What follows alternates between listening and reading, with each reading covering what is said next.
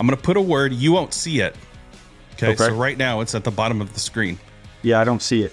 You don't see it. So there'll be a word. So this word, if I can get you to say that word during this podcast, then I'm going to give one lucky patron this week. And this may be something that we continue on a weekly basis. We'll see. Yeah. So the first week prize is going to be a Maker Lounge podcast mug. Hey guys, welcome to The Lounge. I'm Matt with Voltner Woodworking and your host of the Maker Lounge podcast, where I get the chance to talk to some awesome makers and you never know what's going to happen, like changing up my intro. Today's guest has built a brand around the CNC and laser, designing digital files and selling his crafts at both craft shows and to wholesale clients.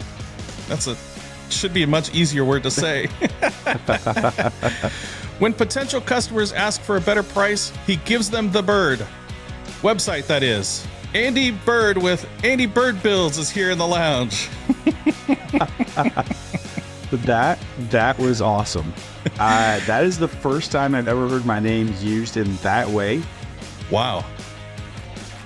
Which maybe is surprising. That is surprising. Yeah. But good job on that. Good job. I was like, I've got to do a play on the name.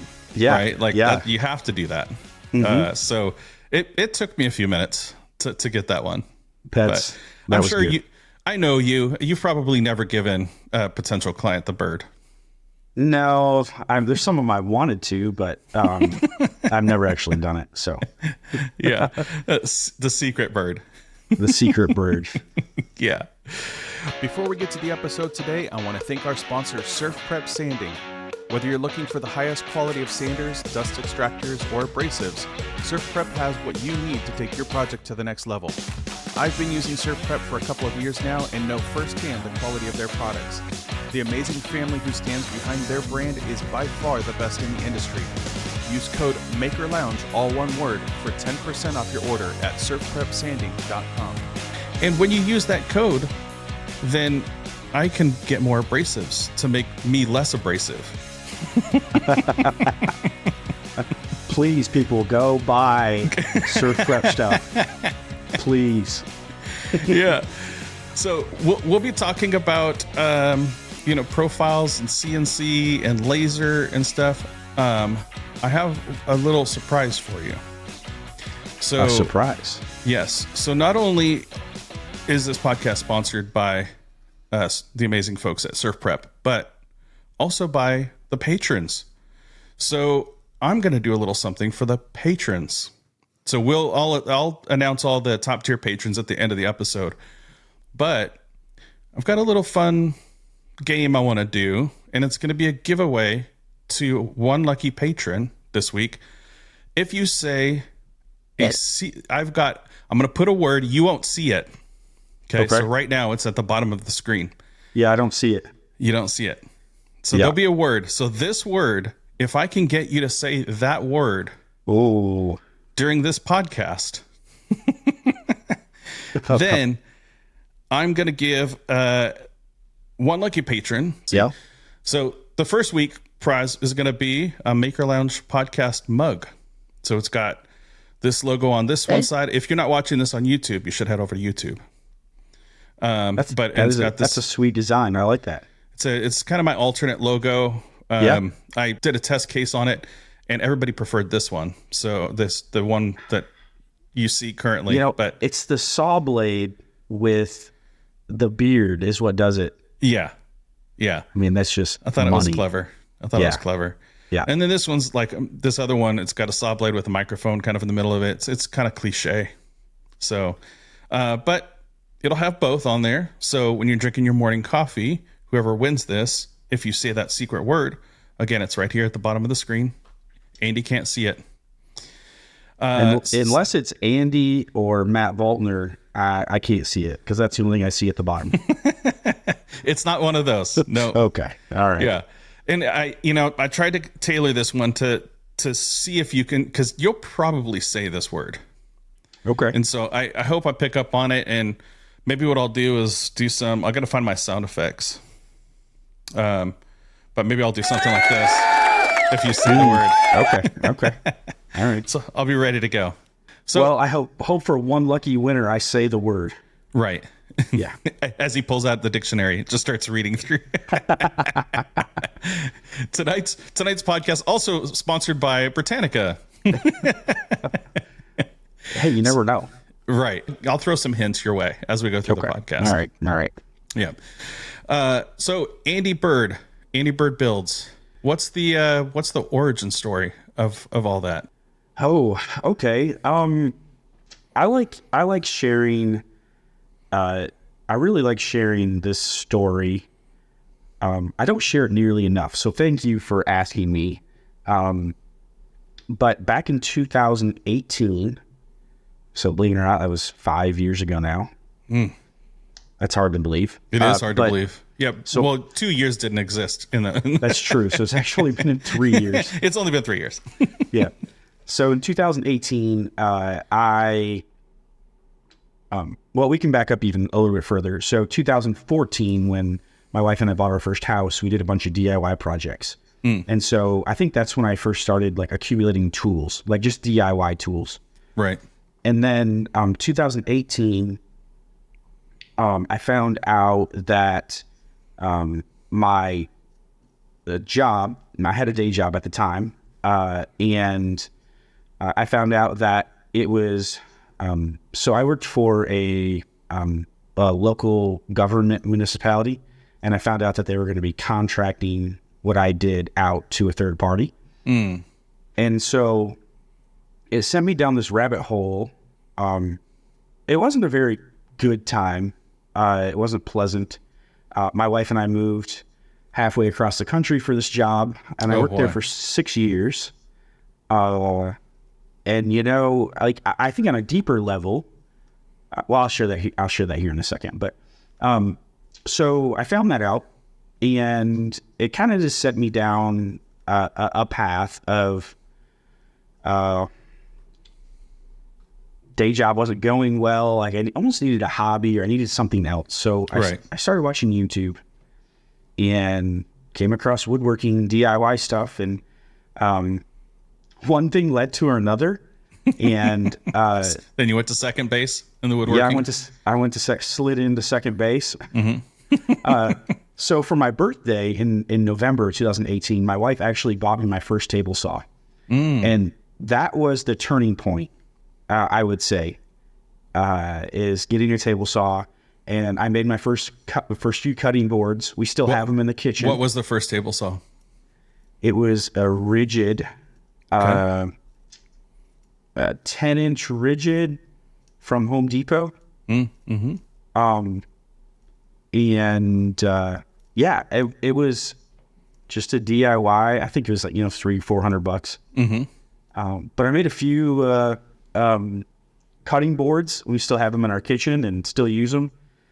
And so one thing led to another. That's kind of the origin of what set me off on this path. Yeah. And 5 years ago, it's been 5 years now. It's been a winding road, So you took the road of timber. You did some online dating with wood and on timber. On timber, yeah. Is that the one where you swipe right? Yeah. I don't know.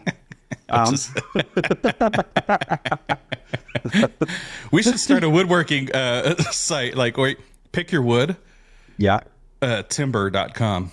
Timber.com. This podcast, I don't know if you swipe another left. Sponsor. Right, yeah. Just getting all the sponsors. I don't know if you swipe left or right. I've never been Me either. Yeah, moving quickly along. So let's keep going. Hey, I said in the intro, you never know what's going to happen. You never know. We're just, this is episode 40. The wheels came off a long time ago, so we just see what sticks around here. I mean, we're hanging out in the lounge. That's it. That's it. You never know what's going to happen in the lounge. You never know. And, you too could be sipping out of this nice mug. If you go over to patreon.com, see all about the sponsors. It is. It is. Hey, so you started making cutting boards, and then were you posting them like on Facebook and stuff, just like what you're building?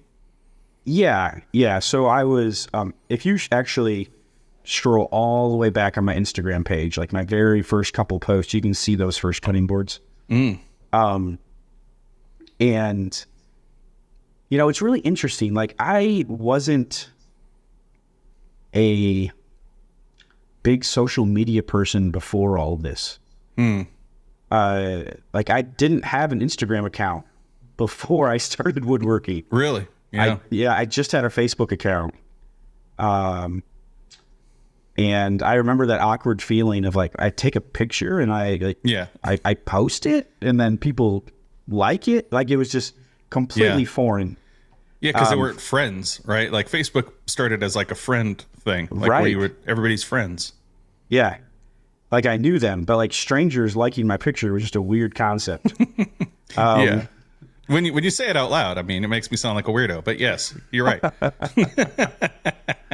But I will say it took me like 2 years to get up the courage. So I would say a year. 2 years is a let's say a year. 2019 before I did like my first story. Because that just felt really foreign. Like, I'm gonna talk to the phone. Yeah, it was just weird, really weird. Look at you now, and making YouTube. No, seriously, weekly YouTube videos. 180 YouTube videos later, here I am. Now we can't shut you up. Hey, ask my wife. Yeah. So, do you find yourself walking around the house talking to yourself, like scripting out in your head what you're gonna say that week? No, actually, it's very much a my video recording style is very much run and gun. You probably, you and I have talked, you know that. Yeah, you came to my shop and I was like, "Where's your script?" You're like, "Oh no, sir, that's not how I do it." Yeah,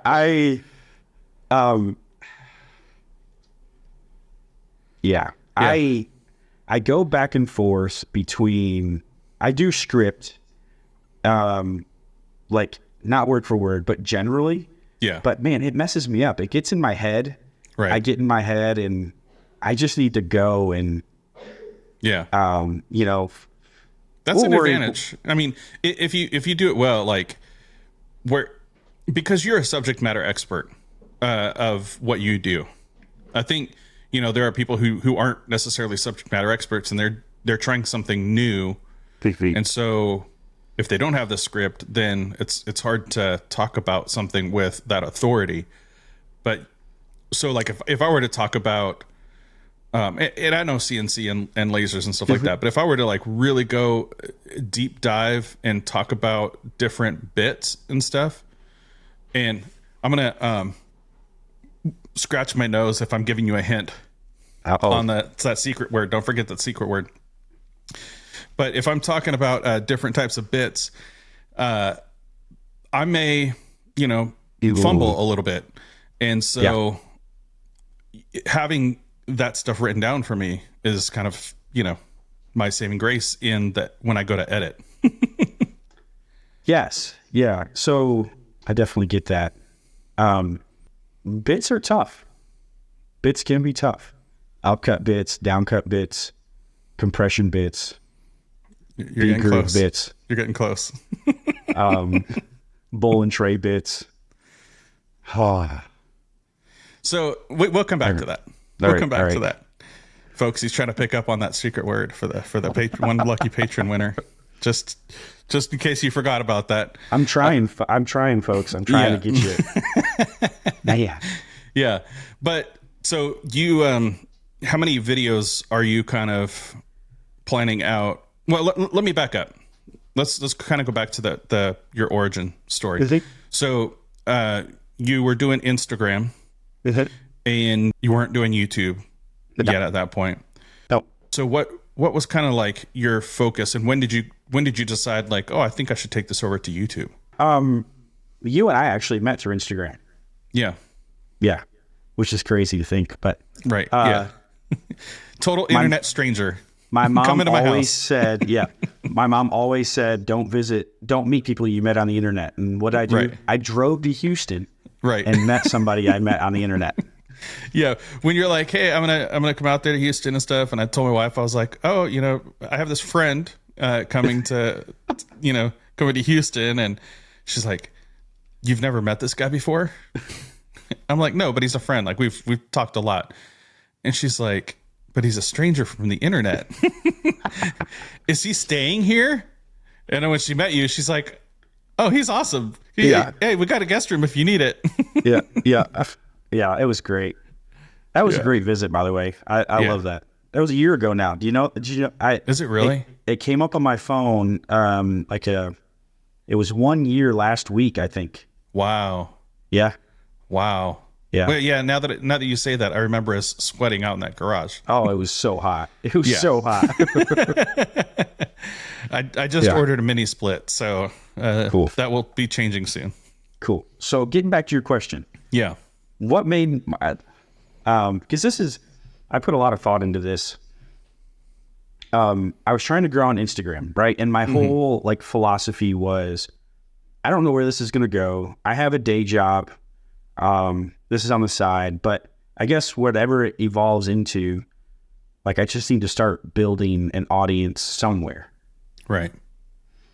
And so I did that for a few years. So 2020, February of 2020, I posted my first YouTube video. So it kind of gives you a time frame. It was almost a little over 2 years where I was doing woodworking and I was not doing YouTube. So, so I've been on YouTube now for a little over 3 years. Blows me away, but, so I felt when I was on Instagram that, it really came down to, it came down to money. It came down to earning money. And I felt like the earning potential was higher on YouTube than it was on Instagram. Right. And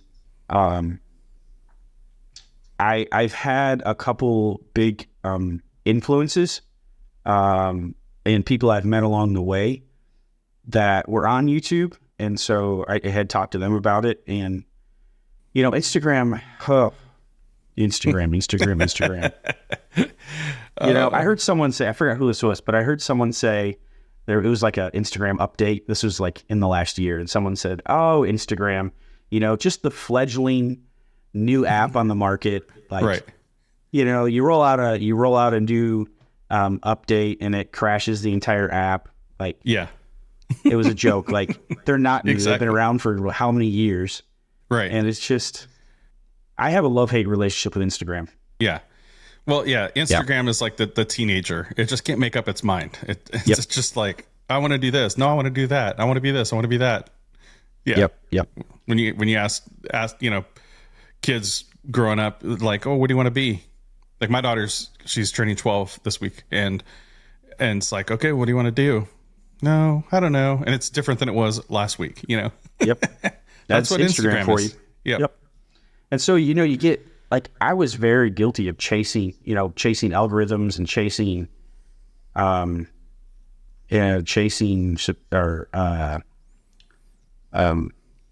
Trends and stuff. Yeah. Follows. And then it really, with the whole Reels thing, really put a distaste in my mouth. Mm-hmm.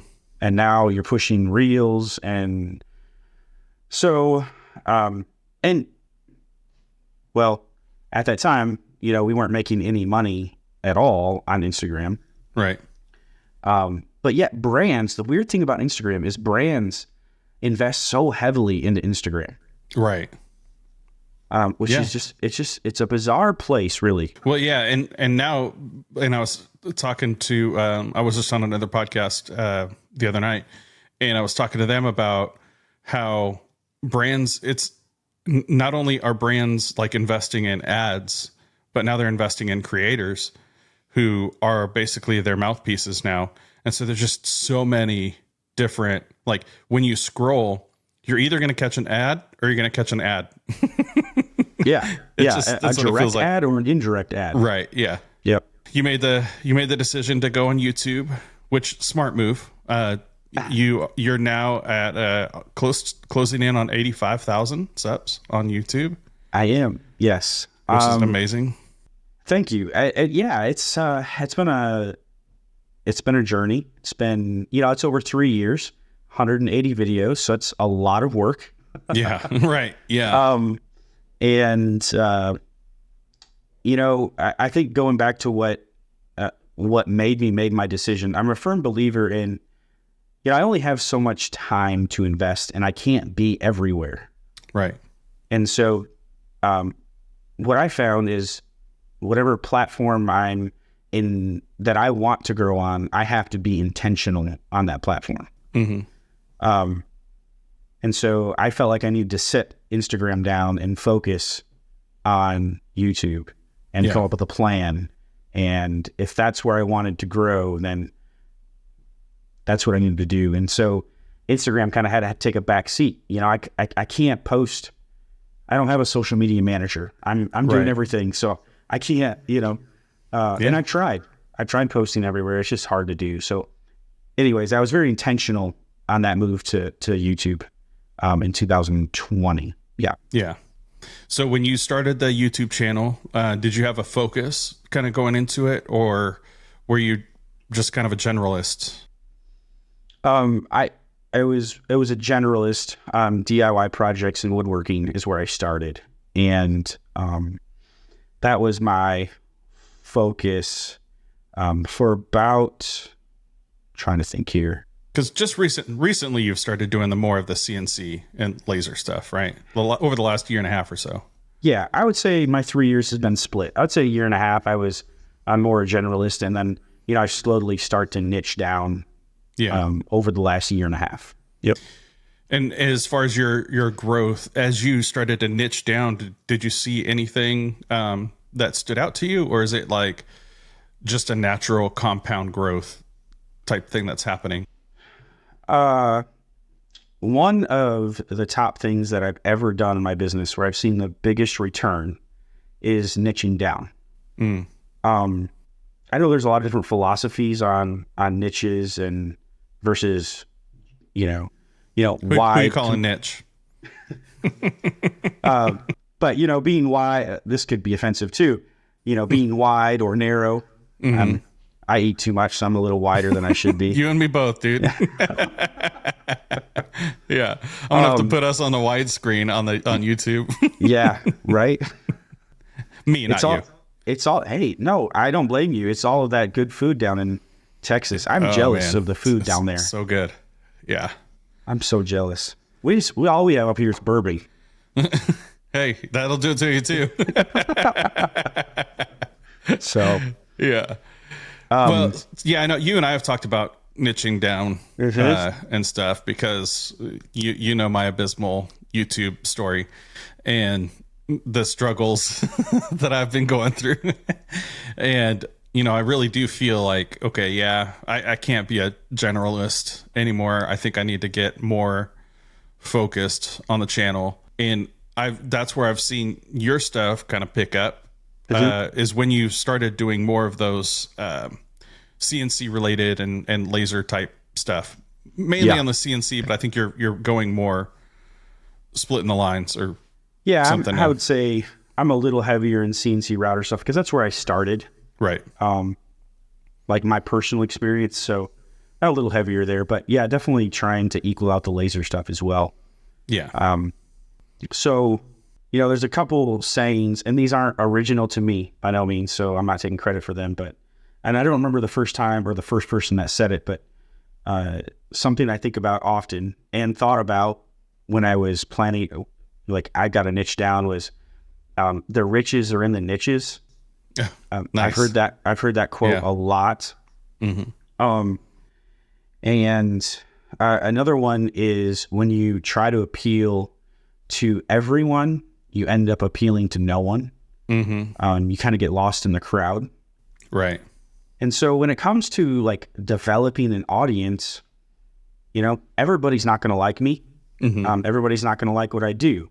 And I actually want it that way. Because I would rather have 10,000 passionate people that like what I do or that are interested in the topics that I talk about, right, than a million people that are just like, I'll take it or leave it. Yeah, maybe I'll watch it, maybe I won't. You know, now if I can have 1 million people that are passionate about what I do, and right. I'm good with that. Yeah, then we'll have you back on the podcast, and I'll have a contract that says all the reels that I post you have to accept on your page.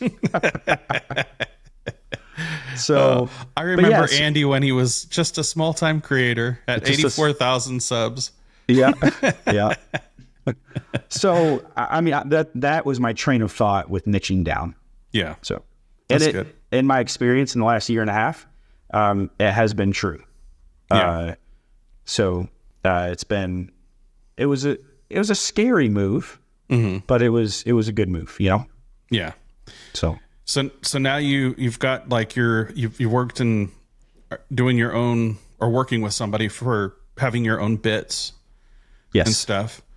Not only, and we'll talk about the plans and stuff like that. I want to kind of go into what is available on Andy Bird Builds, right? Like, yeah. What does the catalog look like? So you've got bits that you recommend. What are those? What kind of bits are those? So I have a partnership with Whiteside bits, and that came from. So I wanted to offer my own bits.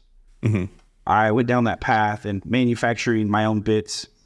And I had a couple different choices. But the reason I'm not maybe I'll do this one day, but I don't have anything like new to bring to the market. Right. Right. So why go out and create another bit when there's already a bunch of them out there, right? Right. So what I've done is I reached out to Whiteside because they were and in my opinion, in my experience, I think they're a good, a middle of the ground quality, solid carbide bit. You can spend more, you can spend less. And so really what I've done with my bits is I've created a set of bits of my 3 most used bits to get people started that don't know where to start. Because the bit market is very loud, right? And there are a ton of options. Yeah. Yeah. And, you and I both kind of get that question, you more so than me, but like they see our content about CNC stuff and like, okay, what CNC do you recommend for a newbie? And then you already know, okay, the next question is going to be like, what else do I need? And so you got to talk to them about bits. And so if you got something ready to go, and like on your website, you're like, here's the tools in my shop even. So if you want to kind of entry level CNC all the way to, larger CNCs, here's what you can do. You've got the bit set that's available. So you're kind of like, you're helping the newbie. That's your niche, right? It is. Definitely I would say within the first year of like from beginning to first year is kind of really where I focus a lot of my effort. Yeah. And also make plans available for people and stuff, which is a smart move. You don't see a lot of people doing this. It's a smart move because you've already got the file created. Yeah. And you can make the file available for, a couple bucks. Somebody can go out and download that plan. I mean, and it's a good starting point. Yeah. So my vision for my bits and my files is for them to be one and the same, meaning that you can take the bits and you can, with these 3 bits, you can make these projects. And I have some of that already. Like if you buy a set of my bits that I have, it comes with 5 projects that you can make with those bits. Okay. And it comes with like the G code and everything. So you literally just need to find material, your work holding, zero it out and go. So I'm trying to make that as easily and as painless as possible for people. Yeah. Yeah. Do you find that because that's your market that you're doing a lot of tech support? Like free tech support? Yes. So I actually stopped offering my files on Etsy because of that. Right. Yeah. So I found that people that come and buy through my website, I would say maybe 10% of the time need tech support. Yeah. Where people buying through Etsy, the same exact files, like 50% of them need tech support. Right. Yeah. Well, because I find like more of that market is they're probably like the silhouette Cricut users that just got their first CNC because they wanted to start doing wood, projects that they couldn't do with their other vinyl cutters and stuff like that. And so, I've found a lot of the same thing is getting a lot of those questions. Even like, so YouTube also, just the comments that you get. It's like, can you cut Velcro with this? Is one I just got. Can you cut Velcro with this? I'm like, now I got to kind of research because I'm not 100% sure what's Velcro made out of. Like yeah, free. Yeah, tech you don't want to support. give advice where someone Burns down their shop for a laser. Yeah, yeah, that'd be good. But yeah, I get a lot of those questions too, and I can't respond to them all. Like I try to respond to every email that I can. Every YouTube comment, kind of my threshold is I respond the day of, like the day I release a video. And then after that, I'm not that I don't care, but I don't have the bandwidth. Right. Yeah, you got to focus on the next one. Yep. So how do you deal with the unread comments? Because that is so annoying to me. It's like comments you haven't responded to, and it's just like, I feel like I'm type A, so I have to answer every single one of them. I just let them stack up. I'm 81,000 behind you, so yeah. I'm sure I'll get to the let them stack up point at some point. Yeah. So you're doing the digital files, you're selling the bits, you're also selling products, and you're doing like craft shows and stuff like that. And you're like, tell me more about the physical products side of your business. Yeah. So back in 2019, 2020, I was heavy into products, right? Like that's what I was doing. And then all the way until, so now just trying to draw a picture. I've kind of been on get on the screen here, a downhill a little bit. I've kind of leveled out now. So our physical products are, we have one wholesale client, and then we have left. We've worked with several, but we just have one contract right now. And then we have, so this is where my wife kind of comes into the picture. And because again, it comes to bandwidth and this stuff has evolved, and you can only do so much. And that's a constant struggle of mine.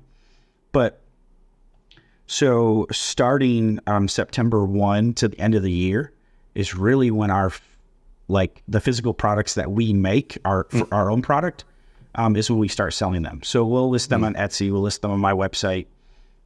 We'll list them, and then we'll do like 4 or 5 craft shows in that time frame. But we don't really do any physical products from January 1 until September 1. So that's where you're more content heavy. Yeah. Okay. That's good. And I imagine kind of, around Christmas time is when you're obviously the physical products take off around that time. And then you also probably are getting a lot of traction on social media during the holidays as well, right? Yeah. The last quarter of the year is the busiest for both of those business models. Yeah. And the AdSense is really good. And ads, sponsors are paying more. Yeah. And then the other thing too is, for last year, I had a lot of requests for like paid ad spots in YouTube videos in the last quarter of the year. So kind of seemed to all hit at once, but then, and then the lie you tell yourself is like, oh, January will slow down. And like, aspects of it do, but it really, you're just getting caught up on all the stuff that you weren't able to do for the last 3 months. Right. Yeah. So, and that's when you try to squeeze in the honeydews, I guess, too. Right. Yeah. Yep.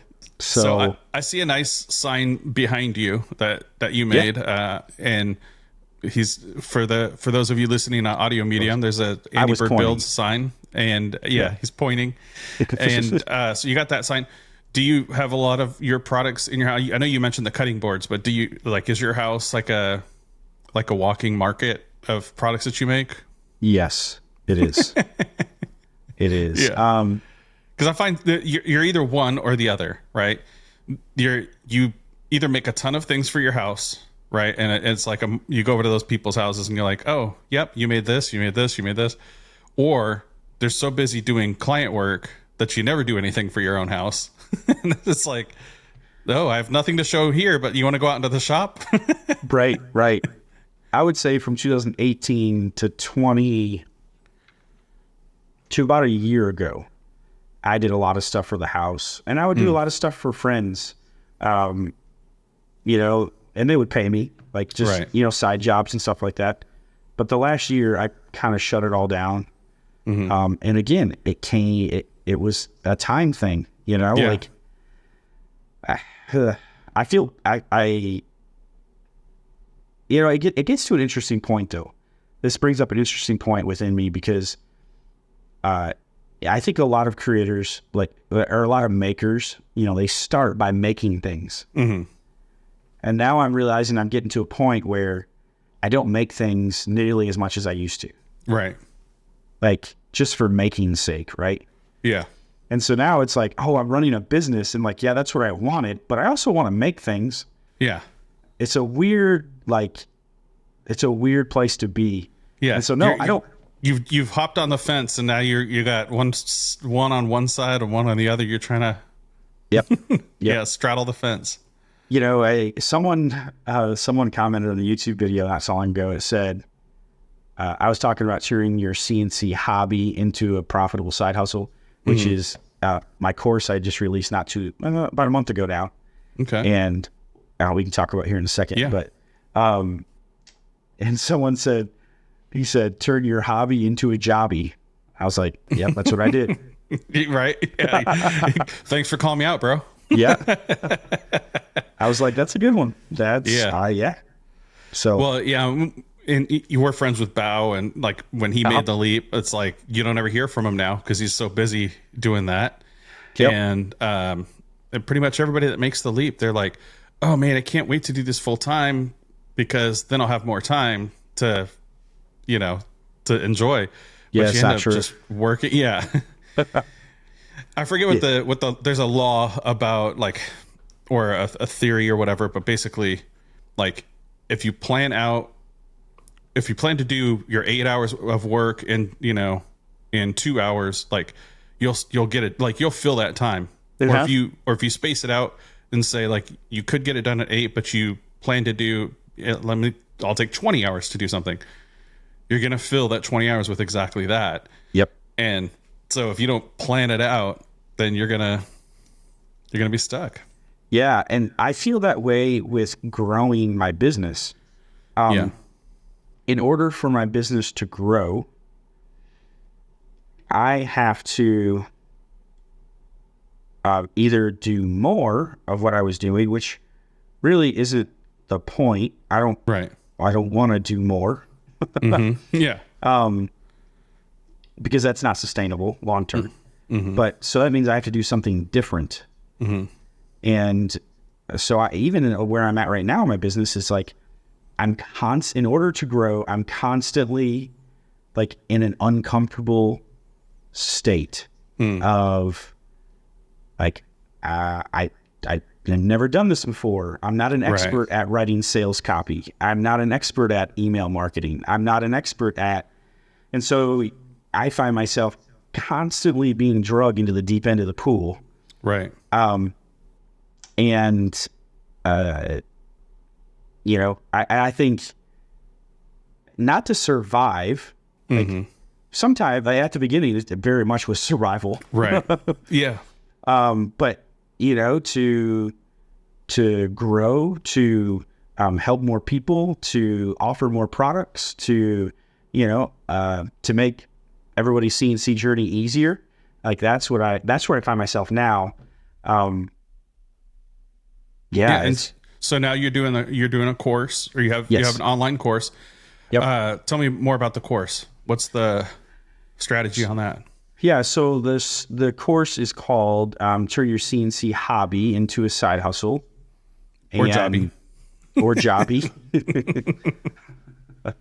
People probably wouldn't take me too seriously if I named it that, but that is a better name, actually. So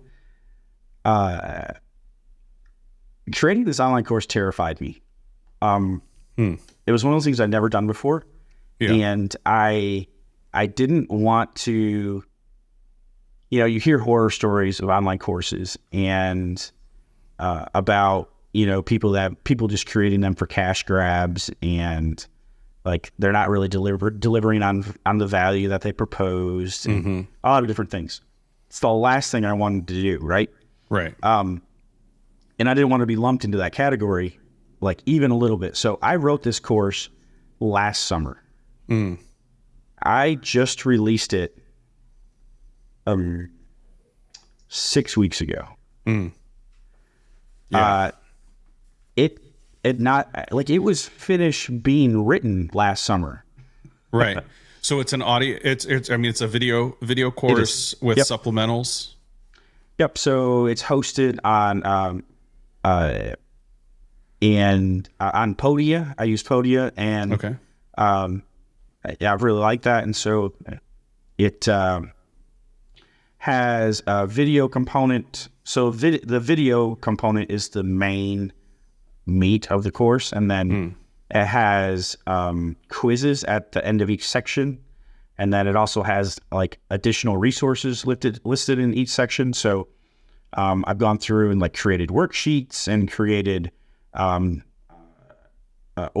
curated different links and resources and books that I've used. And so it's not designed to be fluffy, like a lot of meat. Like it's not designed to, you're not going to learn everything about this CNC manufacturing in this course. It's designed to get you from, I have a CNC, I want to start making money with it as quickly as possible.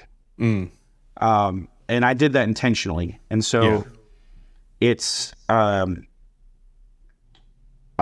like all the fat is trimmed, if that makes sense. Yeah. From that's it. Good.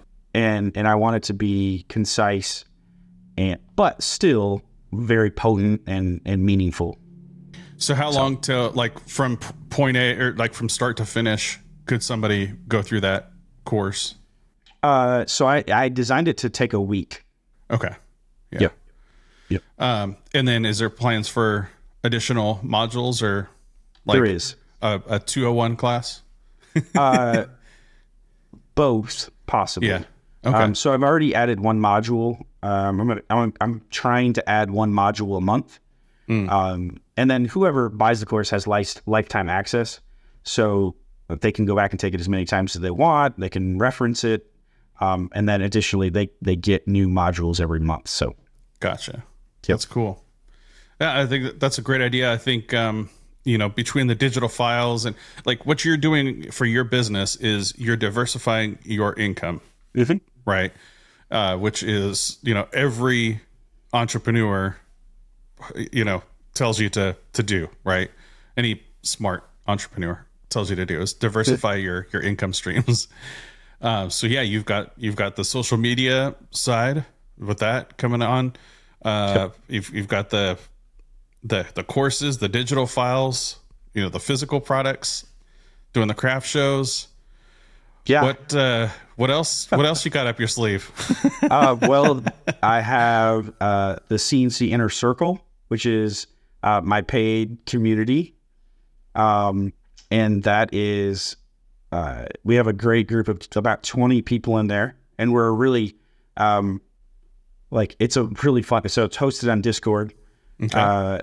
And it's for CNC entrepreneurs that, we share so much information in there. It's not even crazy. It is crazy.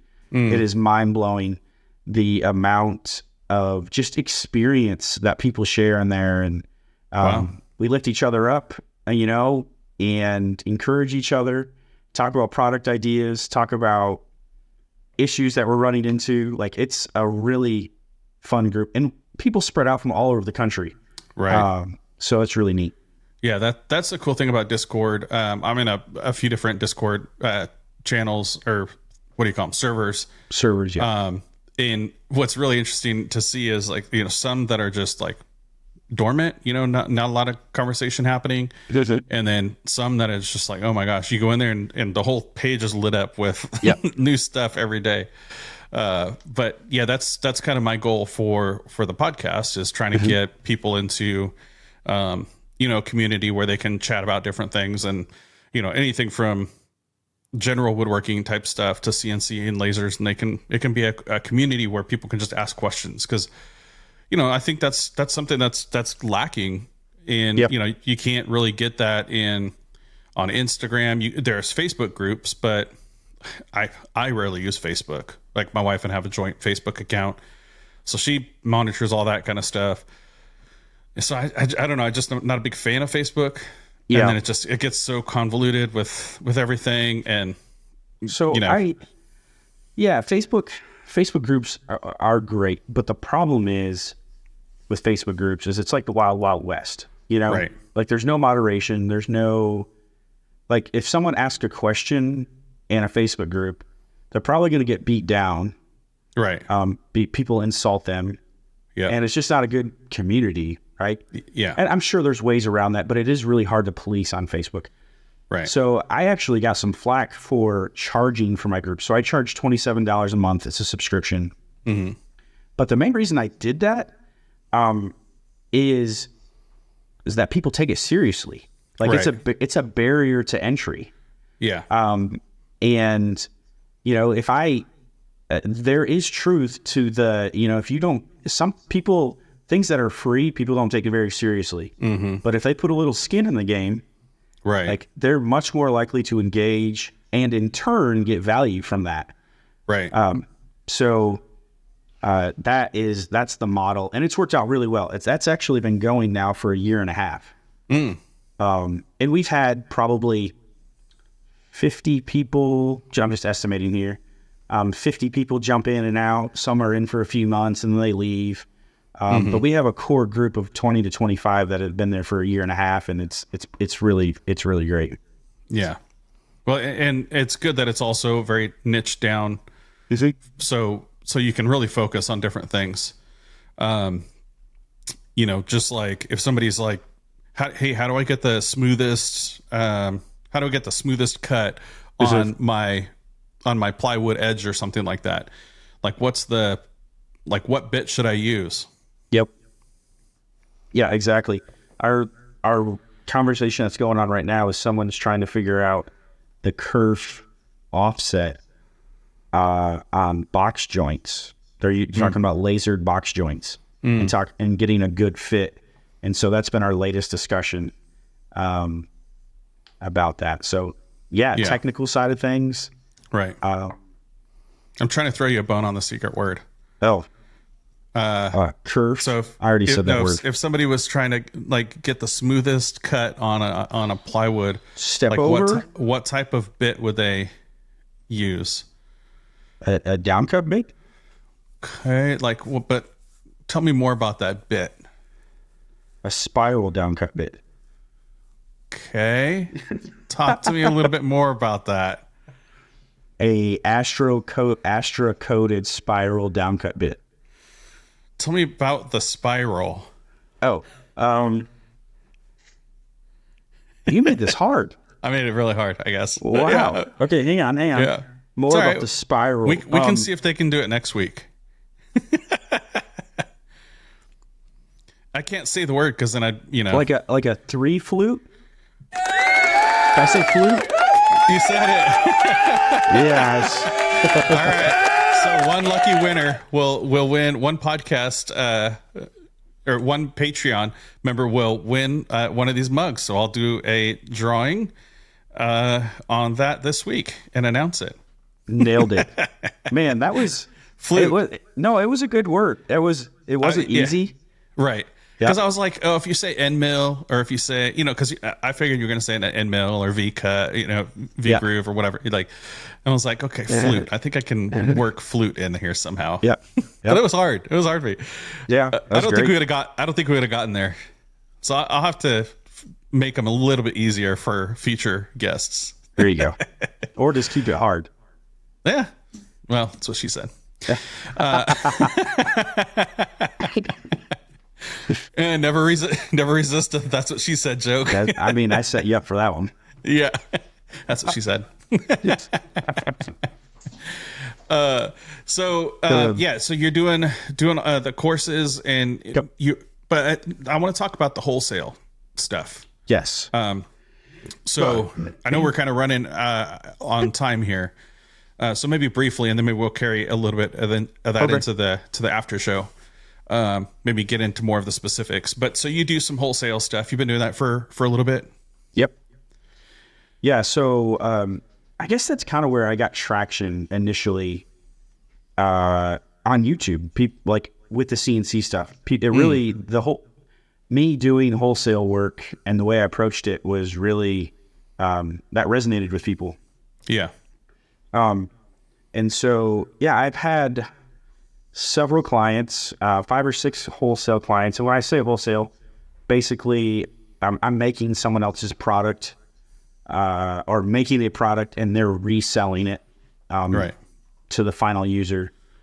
And so, it's crazy to have this really is what blew my mind away with CNC is like, I can manufacture 100 of something in my basement, box them up and ship them somewhere. Like, just think about that. Like, that's mind blowing.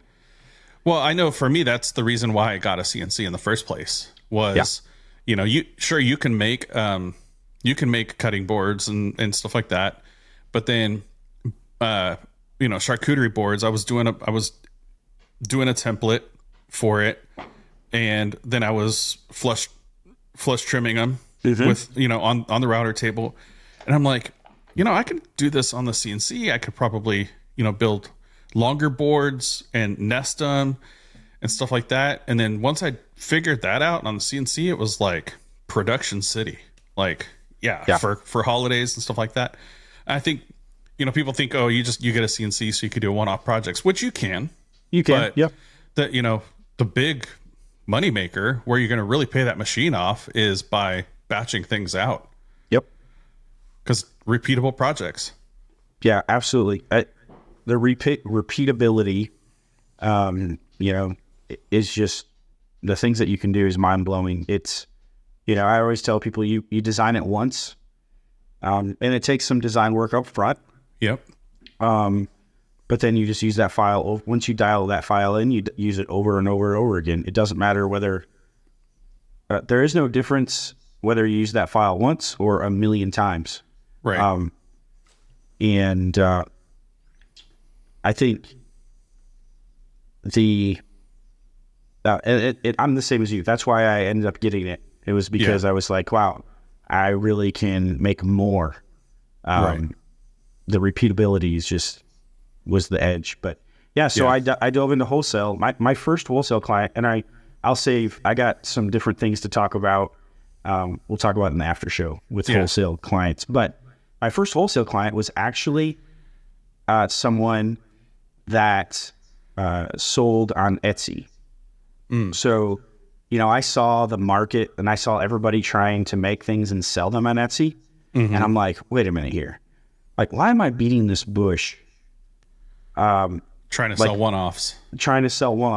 Yeah. When I'm going to try to approach these people that are already successful, already have the algorithm gods in their favor. And like, I don't have to build, that know, like, and trust factor because they already have it. Right. And I just have to convince them to let me make their product for them. And so that was my first angle, and it worked. I'm in Kentucky. I was making these soap dispenser trays where two like just soap dispensers sat in, like think a bathroom vanity or something like that. And I was shipping them to Portland, Oregon. Oh, wow. Yeah. And she was selling them on Etsy. It was Kentucky. Yeah. Funny story. I will share on the after show. Yeah. About that. Yep. Okay, cool. Yeah, I know that I've before I knew about one of your products, I had seen one of your products in person in Waco, Texas. Yeah, you did. Very, very interested in the wholesale part because I think, I think that's a space. I remember my first exposure to that was I was at one of these shows. I think it was like AFPM or Texas Woodworking Show or something like that. And there was somebody that was selling cutting board blanks. Now they were like paper thin. They were like potato chips. So I wasn't interested in those, but I think it was probably like September or something like that. And I was like, oh, I'm getting ready for the holiday season. It would be kind of nice just to buy cutting boards and then just laser engrave them myself. I ended up not doing that because woodworking is in my name. So I felt like I would have been a cheat on that, Yes. But yeah. It's, you don't have to be the retailer, you don't have to sell direct to consumer. Well, tell you what, we'll head over to that after show because I want to continue this conversation on the wholesale stuff. Sweet, let's do it. So I want to say thank you to our patrons. We've got a number of top tier patrons that I'd like to give a shout out at the end of the episode. We got Jimmy McAnally, Wimm Design, Calvary Customs LLC, Cleancut Woodworking, Bailey Thompson, Dave Garcia, Broken Lead Woodworks, Starks Lagoon, Sawyer Design, Kodama Design, Dylan Furniture, Shock to Fox, and Don Patterson. And so thank you to them. Thank you to all of our patrons. If you want to be part of the Maker Lounge podcast community and get your chance to win one of these mugs or maybe I'll do a t-shirt. I might do a hat. We'll see. Might mix it up every week. But I think the secret word thing was fun. So I'm going to continue doing that. If you want to join the community, and we've also got a Discord channel, head over to patreon.com/MakerLoungePodcast. And also thank you to Surf Prep for sponsoring this episode and all the episodes. Head over to surfprepsanding.com. I'll put links to both of those down in the show notes. Use the code MakerLounge, all one word, for 10% off at Surf Prep. So thank you to all of them. Thank you to you for listening. And Andy, thanks for being here. Yeah, it was great. Thanks for having me. All right. Head over to that after show. Take your top off. What kind of after show is this? Right.